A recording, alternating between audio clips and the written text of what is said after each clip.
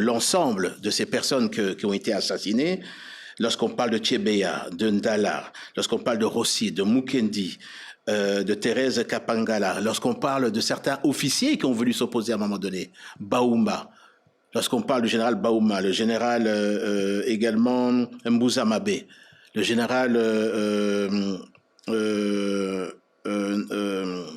Mamadou Ndala, là-dessus. On les a tués. Lorsque un peuple se levait, comme le peuple du Congo, en 2007 du Congo central, c'est 800 personnes qui ont été massacrées parce qu'ils ont voulu se lever contre ce régime. Je ne vous parle pas de la marche de Tingi Tingi au début, où on parle de 200 000 morts, Hutus, massacrés. Ne parlons pas au niveau de Mbandaka. Donc c'est un régime qui a commis des massacres.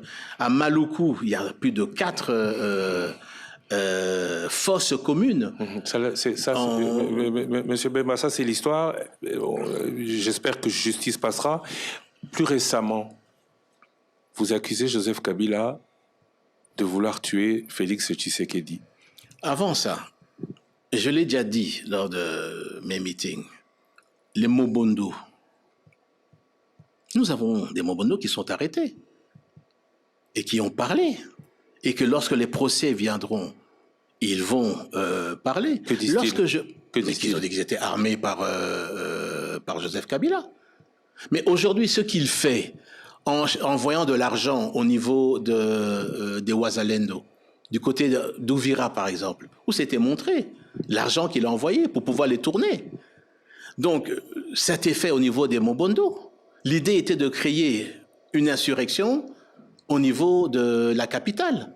Ce qui se passe, quand je disais qu'il finance, qu'il est le patron qui finance le M23 et l'AFC. AFD, c'est la France. Oui, c'est l'AFC.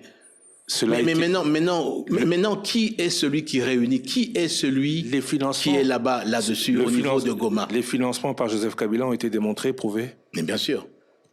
Mais le dernier en date, qui a envoyé au niveau de Ouvira, chez des Ouazalendo, $200 000? Mais vous avez vu comme moi les vidéos.